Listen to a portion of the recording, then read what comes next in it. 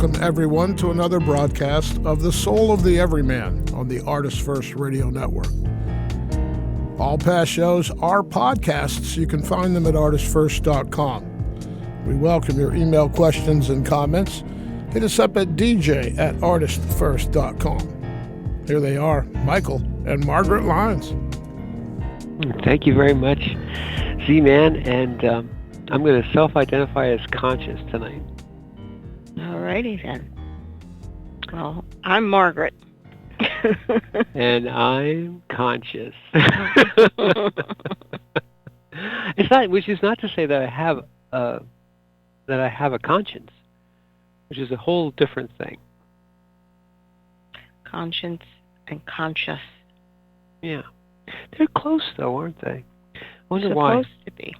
I guess your conscience is supposed to be your insight into the other, in one way. But now we're going a little bit afield. That's a whole other topic. Let's not spin off that quickly. Tonight we're going to talk about consciousness. And this is really your topic, in the sense that you came up with this. As I may have mentioned, Margaret has deep thoughts all the time, like constantly, and she writes them down, and they are awesome in most respects. And we draw many of our topics, or at least the start of many of our topics, from Margaret's Salt and Pepper Notebook. So this one came out of the treasure trove of your Salt and Pepper Notebook. So you want to go with it? Okay.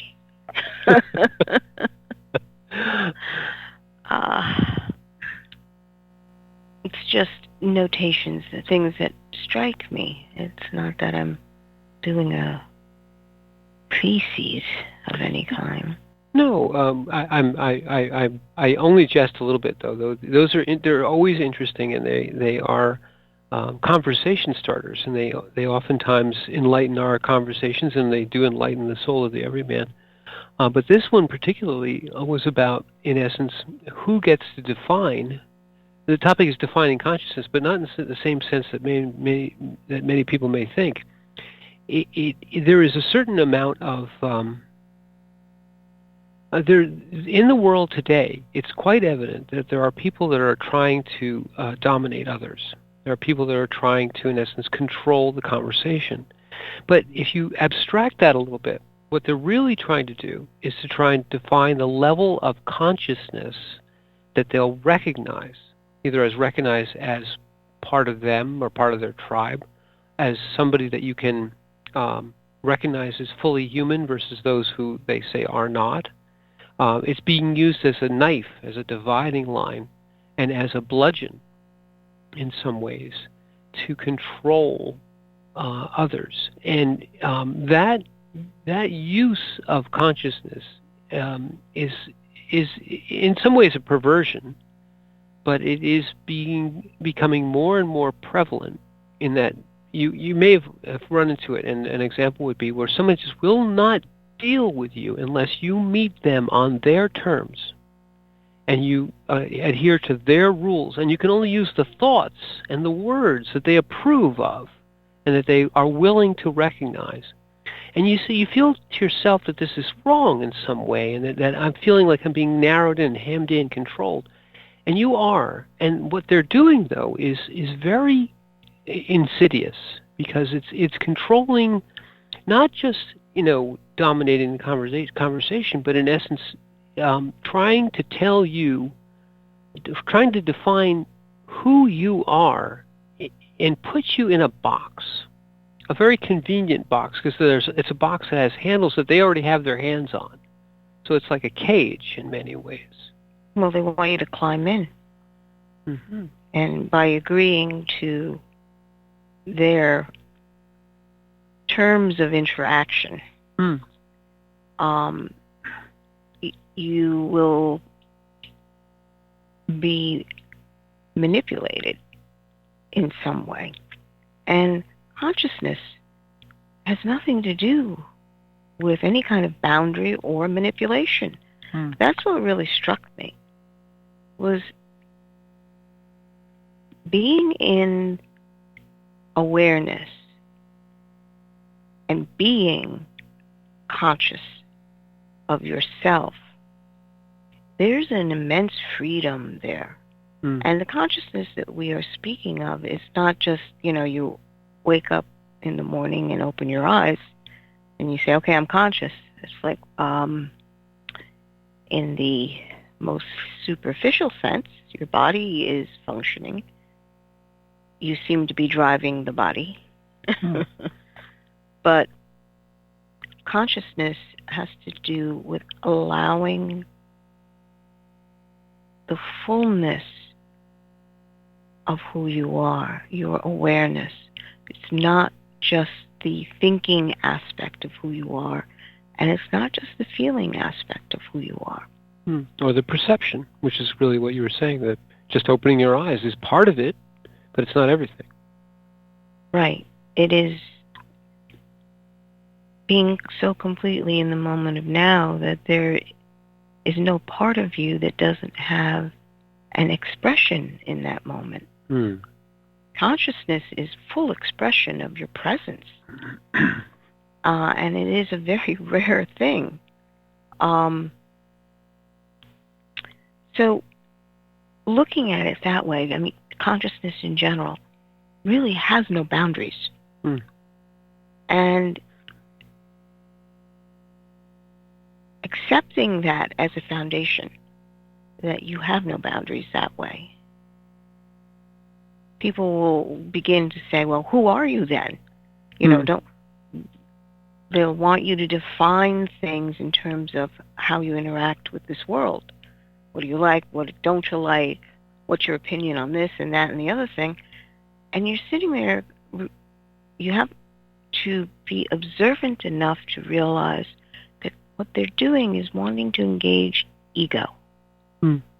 It's not pure consciousness. They want the piece of consciousness that is ego. And the ego can be manipulated and controlled. So by accepting that definition, you basically allow them to have a handle into you. And I always ask the question, is this what you really want? Well, if I unpack that a little bit, because there's so much there. You said at the beginning that they want you to climb into the box because you have to consent in some ways. But this part that you just were talking about, where when they say to you, they challenge you. Well, who are you then? And it's thrown in your face, and with the expectation that if you can't define yourself, then you're nothing. That if you can't tell me who you are, then there's something wrong with you. So you're challenged immediately as a child. Well, let me just, you're challenged immediately as a child with that question: who are you then? And you're made, in essence, put in a box of define yourself for me, otherwise I won't recognize you. Go ahead. I'm sorry. Yeah, it's under their terms. Under their terms. You need to either come up to or come over. It's not even come up. It's usually come down to the terms that they want to use. Because they honestly believe that there's no other terms except the ones that they're defining, and this is the definition. Well, actually, that's great right there, because what they usually say is, who are you? Are you this or that? You're given a Hobson's choice, which is no choice at all. You can't say I'm neither. You can't say I don't know who I am, because those are too far outside the boundaries. You're saying, well, are you fish or fowl? You can't be anything but these two choices, and the choices are their choices. You have two boxes. Pick one. Yeah. And there's cultures that run that way. Societies that run that way. You have to be this, or you're this or that. Unacceptable. Unacceptable. You become unacceptable to the culture, maybe. Well, yes, the society that you're trying to interact with And many times the connections are very insidious because they want, well, if you're going to do this, then you've got to have this. If you're going to, what's a good example? Well, you're often said if you want to be if you want to be a success, you have to go to college, or if you're going to be independent, you have to know how to do this first, and it's always it's gates and hoops that you have to jump through. Right. If you're going to be a good, here's one. If you're going to be a good wife, you've got to know how to. It's either cook or clean or whatever, and if you or make this, dish. But if you don't know how to do it, then that's just. I'm a really bad wife. Jeez, yeah, you're a bad wife. I gotta work on that. Well, this is where they want you to concentrate on. Well, you have to be a good wife. You have to clean everything twice, and you have to.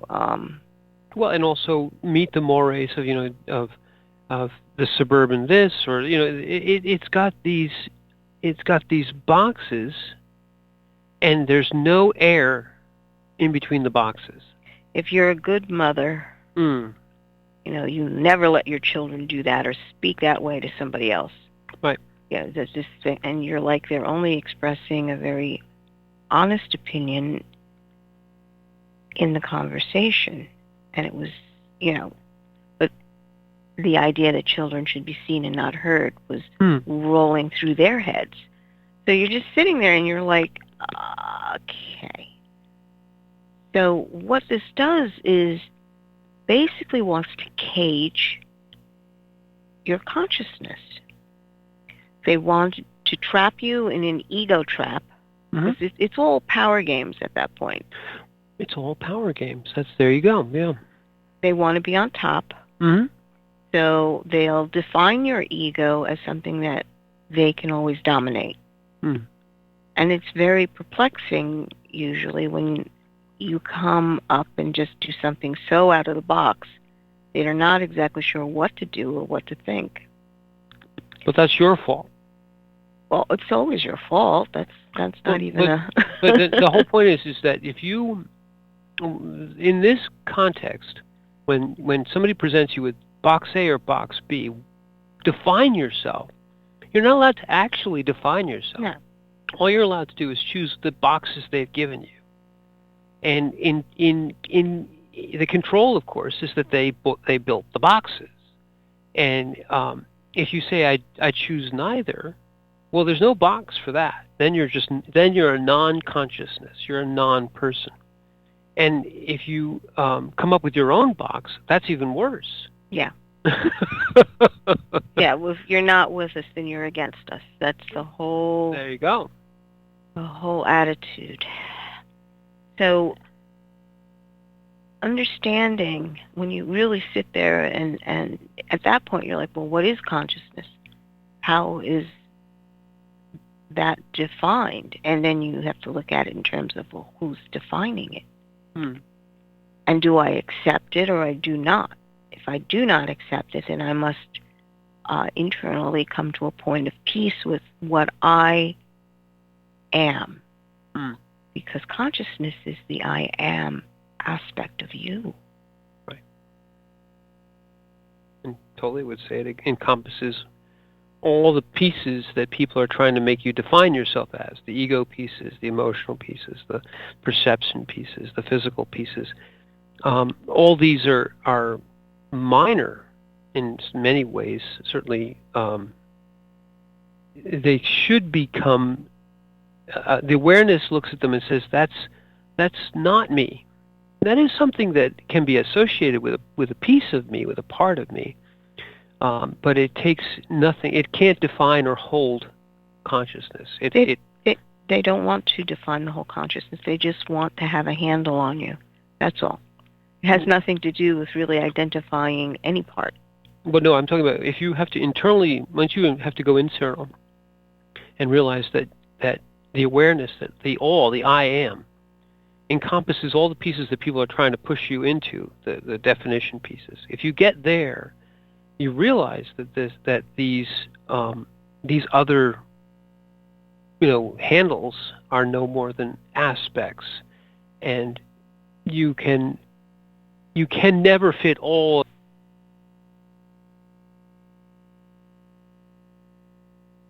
No context or given no training in said, you're pretty much at the mercy of these sort of definitions. Right. Well, you're part of a family. You're just trusting whatever it is they're telling you, and Right. You're too young usually to think that there's a problem anywhere. It only becomes more difficult when you're looking at things and realizing what's actually going on here. This is not quite right. Right. There's a gap in something. But what I want to bring up is the phrase that went through my head was the gift of consciousness. Because when the idea of consciousness is being used in this particular way, people basically are implying that they're the ones that gave you consciousness. Well, you're one of my kids, so everything you're doing is from me. And you're looking at it going, but you didn't give me consciousness. You participated in providing a body, but the spirit that comes in there and the soul is not from you. It's a unique, independent expression of the all consciousness. You are, and it comes to that understanding, the gift of consciousness, to be able to have this. And it's just, there's many traditions that understand that consciousness is a very special thing. But that's not necessarily what's being taught in the Western world.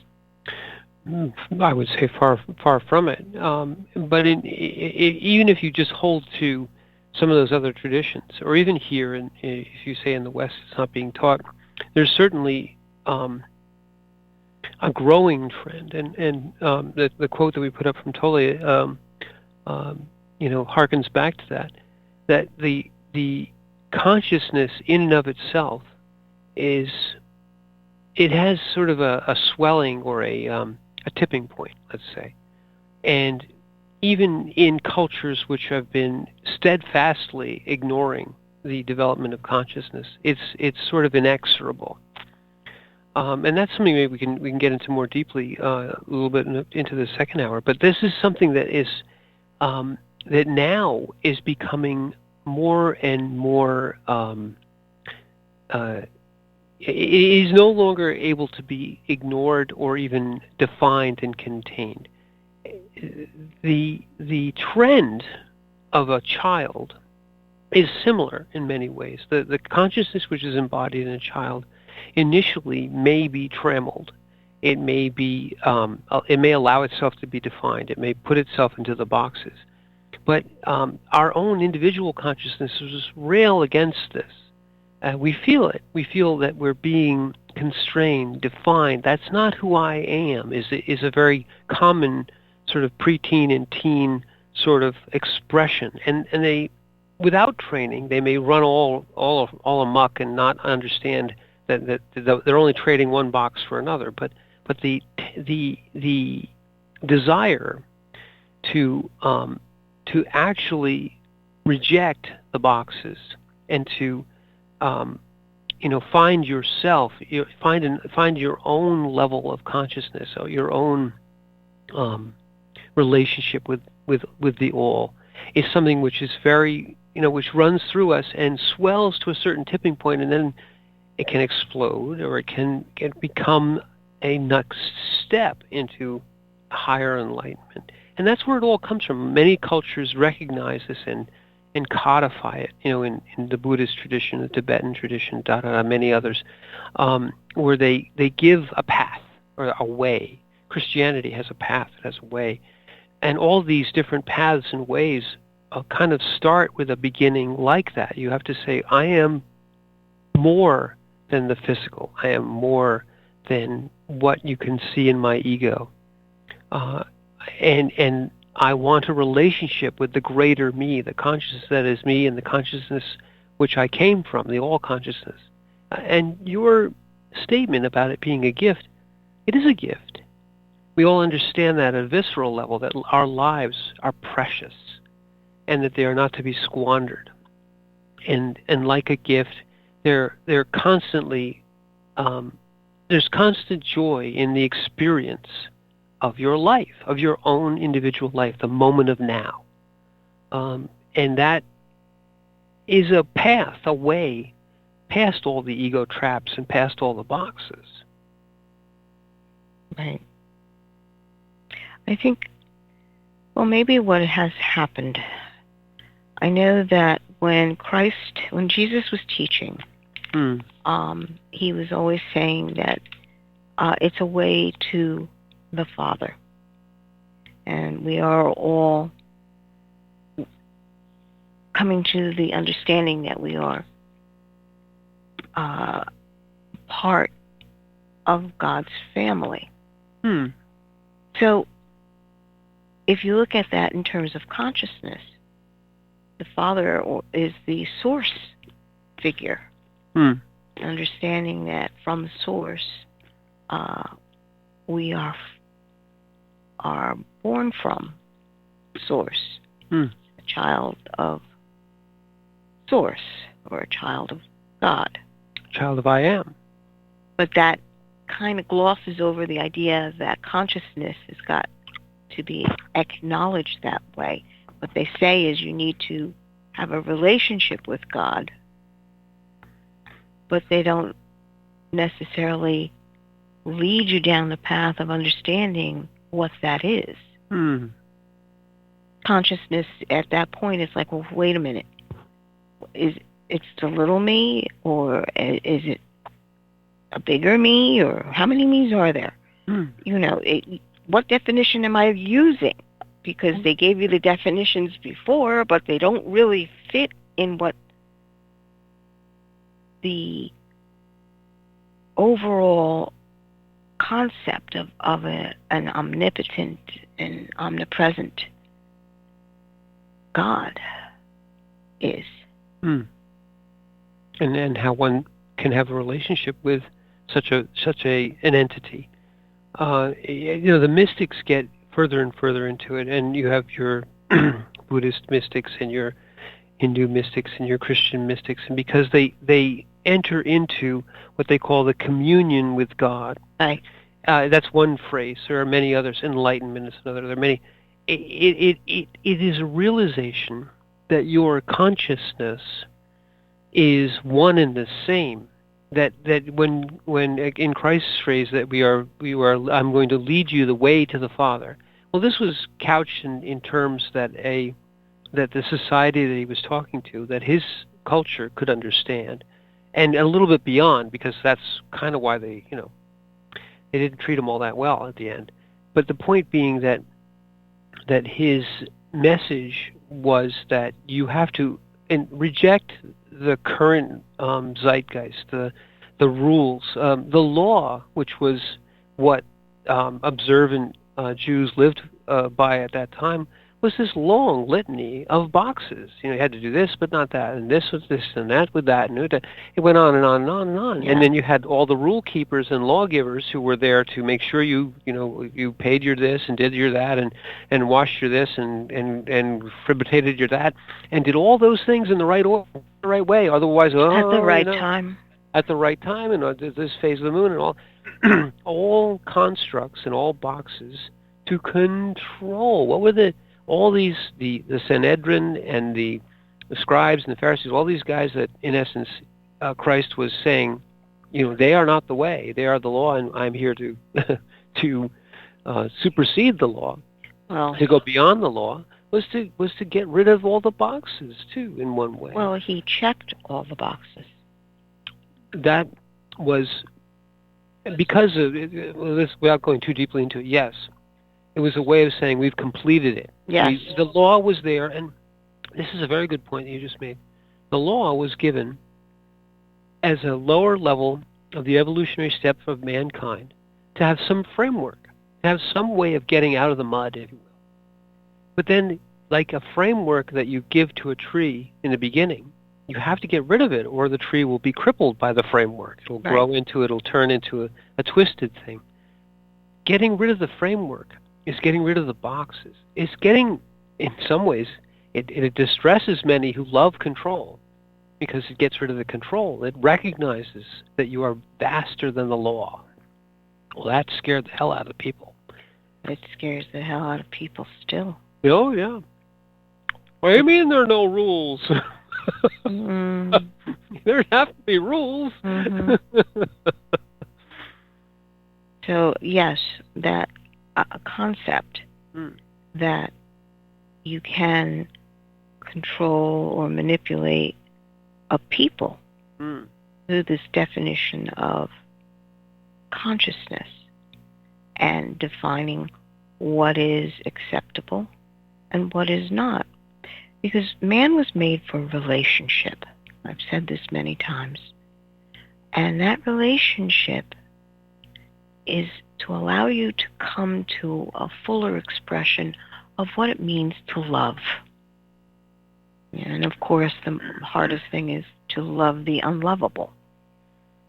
I've met a few of those. Mm-hmm. But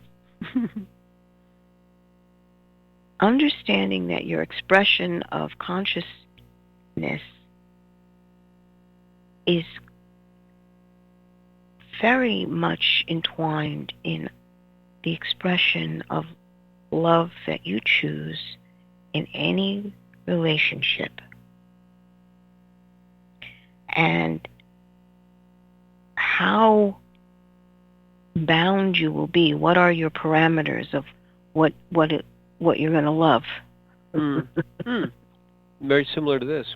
Mm-hmm. You know, what are the boxes that you can love? You know, which box is good and which box doesn't fit the bill. And understanding that as a human being, you are expanding, you're evolving in this. You can't just keep it contained in one comfortable area, because we are always challenged down here to somehow love the unlovable. And that means expanding consciousness past ego. The ego loves to hate. That's a wonderful way of putting it. The ego loves to say this is good and this is not. And you know, loving, you say loving the unlovable, it's really loving that which you cannot control. Loving that which in your ego sense doesn't fit into the boxes, doesn't, you know, when Mother Teresa was in the slums of Calcutta, she was dealing with people who fit in no box. They were untouchables. Yeah. They were the dregs, the rejects, the absolutely unseen tens of thousands or millions that had been deemed non-persons, non-consciousnesses. Yet, what she saw was the regal consciousness which reigned in every one of them, because they were human. They were sparks of the eternal. They were human beings. And she brought that back to them, the dignity to even just to, if you had to die, you died with somebody witnessing it as a human being to one other human being. Now, it doesn't have to be that, but that's her gift was recognition of their irreplaceable spark of their consciousness that could not be rejected under any circumstances, that the ego was wrong in doing so. There were stories, and she would gather them off the streets, and even though they are dying, she gave them a bed and some dignity, and that's what they thanked her for, was the fact that they did not die in the gutter like a dog. That was the phrase one of them had used. You allowed me to die as a human. And that's an amazing gift. It is. We'll tell you what, we've gone very far into this, but we're going to come back on the other side. We're going to talk a little bit more about Tolle and consciousness, but let's take a break. Everyone take a deep breath, and we'll be back on the other side.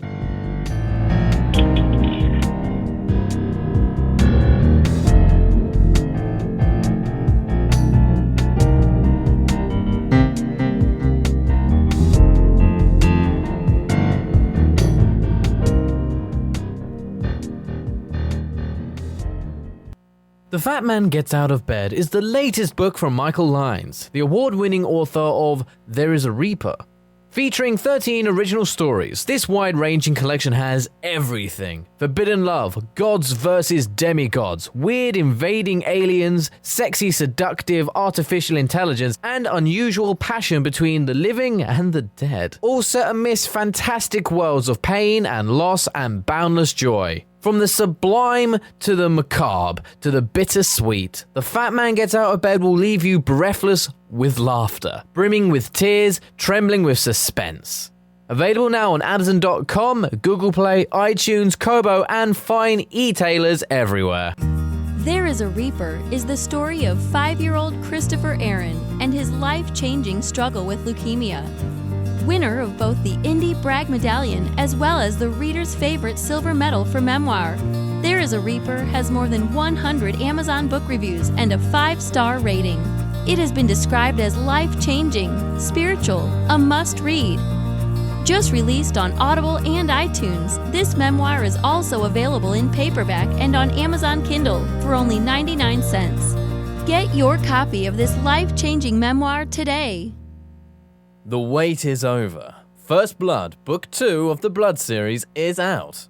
Your favorite bad boy thief, Dev, is back, and the beautiful and deadly Trey is right there with him. She is sharp, sexy, and full of surprises. Their adventures continue as a new power arises to threaten the world. The heart of creation is under attack, and time is definitely not on their side, as they battle against their enemies' undead hordes. Can they unlock the hidden power that can defeat him, or will his forces draw first blood? Get all 3 installments in the series. Book 0, It's in the Blood. Book 1, Destroyer's Blood, and the new release, Book 2, First Blood, today. Available in ebook and paperback format on Amazon, Kobo, Apple, and most other fine e-tailers. Rick Riordan fans, love mythology with plenty of action and humor? Destroyer's Blood is for you.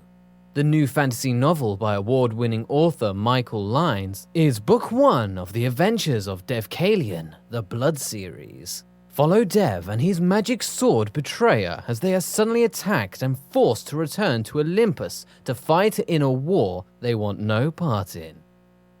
The world of men and gods is about to be destroyed by Zeus's ancient foe, and only Dev and Trey can stop him. The conflict never stops, and the amazing twist will have you on the edge of your seat. Act now while the ebook is on sale for only 99 cents. Destroyer's Blood is available on Amazon.com, Barnes & Noble, iTunes, Kobo, and fine e-tailers everywhere. And while you're there, get the free prequel, It's in the Blood, available for a limited time. Hi, this is Hannah Ruth from the band Wild Hum. Check out our new Americana Soul CD, Wild Hum, at our website, wildhummusic.com. And you are listening to the ArtistFirst Radio Network. Thank you.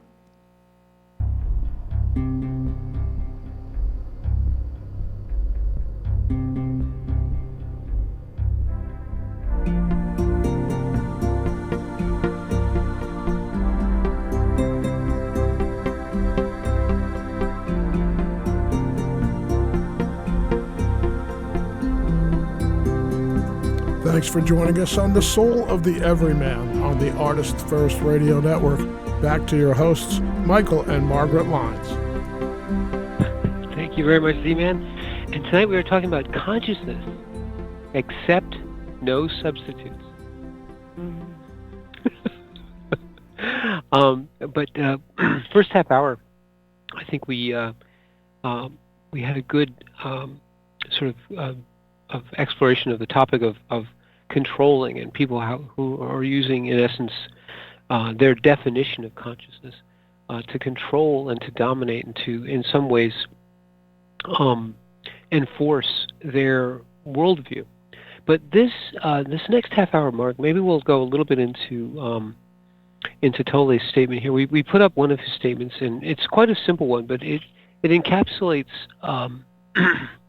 what a lot of his philosophy is centered about, which is that the awakening of consciousness is the next evolutionary step for mankind. Tole often talks about this, is that we are what his stated or unstated mission in his life has become to spread the let's call it the gospel of awareness, and to bring as many people to assist as many people to become aware, to become fully conscious, to become in the moment of now, the power of now. And in doing so, I believe that he's looking for, and he feels, and I think many people now are feeling, that there's a tipping point coming. Mm-hmm. That our current level of consciousness in the world is, for lack of a better term, it's swelling. It's like a drop of energy, or a ball of energy that gets to a certain size or a certain dimension, a certain weight, a certain amount of power, and then it has to detach and go somewhere. It has to go to the next level. And in scientific terms, there's a certain quantum sort of concept here. In quantum theory, energy is not a continuous sort of smooth curve. It goes up in jagged but very predictable steps, so you don't go from 1 to 1.5 to 1.6 to 1.7. You go from 1 to 3 without any intervening sort of states. And in going from, let's say, 1 to 3, the 1 state acquires enough energy, but it doesn't change. It doesn't change until it can get all the way to 3 in an instant. So even though your 1 state absorbs more and more energy and shouldn't really be a 1 state anymore, it can't leap, it can't change until it reaches 3. We're almost at 3. Mm-hmm. And when we hit 3, I think Tole and many others who are pursuing this sort of gospel of consciousness, if you will, and it's many, many, many different forms, so don't take it as one or the other. All of these things are moving towards an inflection point, a tipping point. And it, like in the graphic that we have here, you'll see it on the website when you go there, because I know you guys always go there. There's a wave coming in, and it's going to reach a certain point, and it's going to curve up, and it's going to break. You had a graphic on the screen when I came home this afternoon of this beautiful, multicolored, I'm not sure if it was a rainbow through the wave or whatever it was. So it was a sunset through a wave. Through a wave. I mean, but the catching, the person who had caught this image on camera, the wave was perfectly illuminated. Every aspect of it was illuminated with this light, and it was a rainbow light. And yet, there it is, just about to transform. It's not going to be there for another instant. It's going to break, and something new is going to come out of that, all that energy into some new state. That's where we are right now. And in many ways, these boxes are becoming, people are getting tired of them. People are finding them less and less satisfying. You can see it in everything. People are not satisfied with the explanations they're getting. They're not satisfied with the news they're getting. They're not satisfied with the materialism. They're not satisfied with where they are, because they know there's more. And it's almost time, if you will. And this isn't apocalyptic. This is sort of evolutionary. When Darwin talked about evolution, it was always sort of a gradual process. But when we really look at evolution, there seem to be these leaps forward. We go for a long time at like slime goo, and then all of a sudden something rears its head and stands up and goes, "I am an amphibian." And you go, "Wow, where the hell?" In the evolutionary time frame, it happens in a blink of an eye. Well, these 17 billion years of slime goo don't seem to be right on how they suddenly, form into this what appears to be a whole new thing.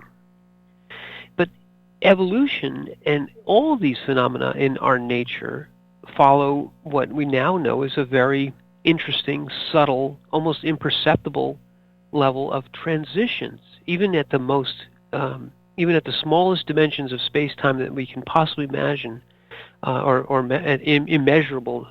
The Planck the Planck time and the Planck measure. We know that space is discontinuous, that it just doesn't flow smoothly. Neither does anything else. We're at a moment of transition, let's say. And we know it's going to happen. We don't know when, but we kind of all know it's coming. Mm-hmm. And this idea of consciousness getting out of the box is part of it all. Yes, there's a certain level, as you said, when you're talking about the quanta moving from one level to another. It builds. And that is what we're feeling, is this pent-up energy. And then it moves. Mm-hmm. And those that aren't aware of it, it's going to take them so completely by surprise, because it's a whole different world once that jump is made. Things are not going to be the same. Transition. It's a transition. You're going from one element to another, let's say. Yes, that's very true. A nuclear transition. Mm-hmm. And our lives are so short down here that we don't really remember something like that happening before. But in some of the older records, traditions, there have been civilizations that the term I believe they use is, they suddenly disappeared. Like, this is done in groups. Yeah, I mean, it's in some of our oldest tales and legends. The Vedic tales, or the Sumerian creation myths, and it's described in language that might make sense to the people who wrote it, but to us it sounds sort of archaic, or it sounds sort of, what do they mean by this, or what do they mean by that? But there's always the idea of this sort of sudden transformational change, and you see whole groups of people that are left behind, if you will. And you can see it in some of the Native American texts, when the world was bent, before the skies were changed. They have these ideas expressed in poetic language, which is easy to poo-poo. They're just writing that for effect. The skies were changed. The skies didn't really change. Well, you don't know. Okay. Well, I know in Vedic cultures they talk about multiple worlds and iterations, but I don't believe that's in the Sumerian culture at all. Well, they're just dominating everything. I guess I'm talking about the Gilgamesh. That's not Sumerian? That is Sumerian, but it's not. That's not a whole cultural civilizational leap. Let's go back to the Vedic. I yield to your superior knowledge of these things. But the point is that your statement is what I was trying to amplify. That it's not in living memory, and it's not even it's in legendary memory. It's way back where unfortunately we kind of, in our wisdom, quote unquote, we say, oh, that's just them just writing, just fantasy. Okay. Well, you've got pieces, little fragments of what was left behind, let's say. And Gobekli Tepe is one of them. Okay, it's a magnificent creation out of stone, huge structures that had been made, and they were supposed to be way before even prehistoric, way before the Egyptians and so on. way before anything. Yeah. Obviously a civilization that was here and gone. There are ruins down in South America, same thing. It's just clues for human minds to understand that there's more to this place than what you believe you know. They want to encapsulate it only in, well, this is reality. This is so this is consciousness right now. And if we don't have any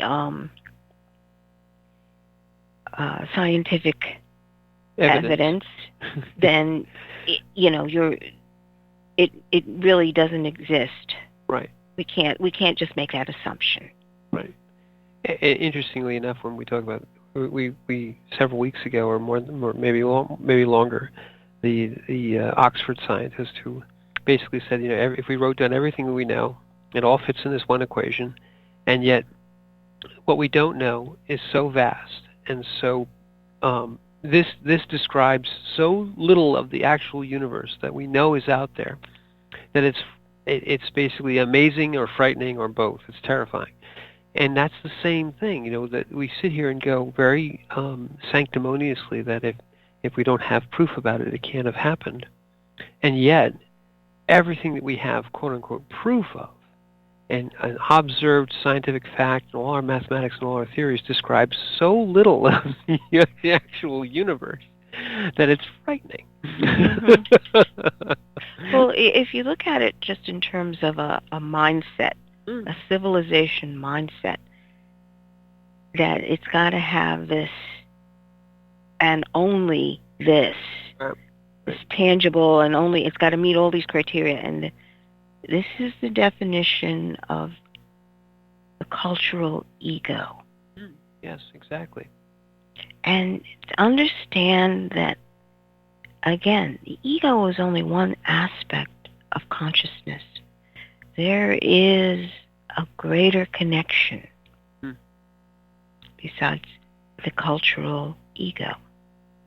And that usually is, as you said, very frightening for most people, because they don't want to believe that they are somehow connected to their neighbor. The old love your neighbor as yourself kind of comes as a very succinct teaching. Yeah. Subtle, too, because it can be taken at so many levels. You could say, love your neighbor because they are yourself, that we are all one in the respect of humanity, or that we're all one as aspects of the greater consciousness, or that we're all one in the now, in the sense that we all have this moment. We're all dreaming the common dream. And it does become frightening because the illusion of separation is something that we hold dear to. We are separate because we are, in many ways, entirely distinct, unique aspects of self-determining consciousness. This can be frightening, too. People don't like that either. They're frightened of all these things. The point is as unique as we are also all inevitably tied together at source, because source, that which is all, that which we can write all the equations we want, but we're only getting the tiniest piece. It's that ego aspect. The equation is the ego aspect. And the unknown is the truth of it all, that if you took all of what we know and put it against the unknown, it's in essence unchanged, that it's still completely unknown. We don't even know what we don't know. Pretty much. We can't even formulate a question to try to figure out what we don't know. Yeah. And that's a mind-boggling thought. And yet, you should accept that and then live your life anyway. Because, dwelling upon, I'll never know what I can't know that I don't know. If you dwell there, that's an ego conceit as well, because you're just in a nice little spin of, You have to, as Tolle says, you just have to say, and that's okay. And that's fine, because now is enough. Now is enough. Now is everything. Yeah. Now is more than enough. Now is the reality. Yes. Past is a memory. Mm. Future is a dream. What is real except now? Nothing. And once you encompass that, you realize that it doesn't matter how unknown the universe is. In fact, it's fine. In fact, it's great. Because the moment of now encompasses everything that you don't know. Everything that you don't know. And everything that you know. And yet you get to live it, which is the amazing thing. Well, think about it. If you understood everything that was about this creation, you understood it all, wouldn't that make you responsible for it? What a burden. Can you imagine? It's just the idea. I used to say to the kids, thank goodness I'm not in charge of the sun. Yeah. It would never rise on time. Never. And it would stop shining. I mean, it would be bad. It's encompassed in that wonderful joke statement. It's a small world, but I wouldn't want to paint it. Well, it's a universe that I wouldn't want to know everything about, because it would be tedious. It's so much nicer to live your life in the blissful ignorance of all that is going on, except what is right in front of you, what is now. You don't need to know. In fact, thinking that you need to know is a wonderful conceit that people hold, again, very dear. Oh, I need to know. No, you don't. But there's really no need here. It's just what you're doing. If you ask the question, you've got to ask the question, why? Why do you need to know? What is this? What is pushing you to feel this way? What's the underlying root cause of this feeling? And it's usually fear. And ego. Well, it's loss of control by Yes. the ego. It's fear. Yes. So just being that honest about it brings it into the light. And once you bring fear into the light to actually see what it is, it shrinks, dissipates, because you understand now this feeling. And, sometimes I wonder if that's all feelings actually need, is to be acknowledged that, I see why this feeling has arisen, and why I'm feeling this way. And just that acknowledgement eases the stress of the unknown feeling.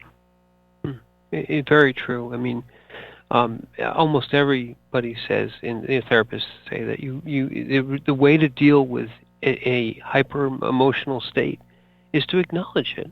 I am feeling angry, or I am feeling afraid, or whatever it is that's got you, because the worst thing I is feel suppressing. Angry. Right.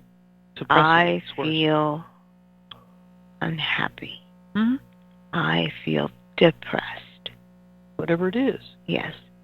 And give it its space. As I think we said a couple shows ago, that the emotion rises up and it needs a basin. It needs a space to just spread out, be acknowledged, be observed, and then it will just drain away. Because when you say I am, that is your consciousness being state. Okay? Making space for it doesn't mean that I am angry. It is I am, and you look at it and say, I feel angry. Yeah, right? You've got to make that, otherwise it mashes together and you're still stuck in that state. Right, don't identify. And it is very easy to say I am this and I am that, and all you're really doing is constraining the I am. Right. This is a typical example of how subtle the control is over your consciousness.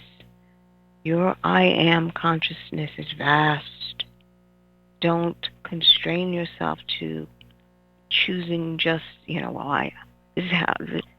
Understand that you are feeling that way, but that's not who you are. Right. And the other one is, when you say, when you identify with ideas or with ego, the identify is the key, is where you go lost. If you say I am an accountant, or I am a dancer, it becomes pack you into this little box, and it feels bad. You say I love to dance. Well, you're still free.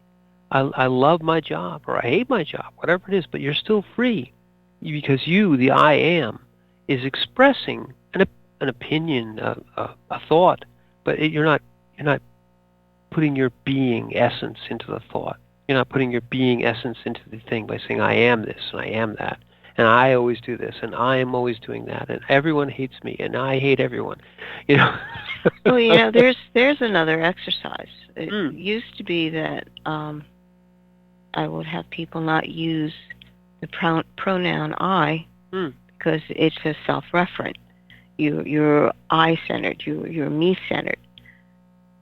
Be aware now that you cannot use the word I am unless you are speaking of consciousness, because it clarifies your moment in the here and now. Right. I feel angry. I feel disappointed. I feel elated. Or I am angry. Right. Or I am, basically you're becoming anger.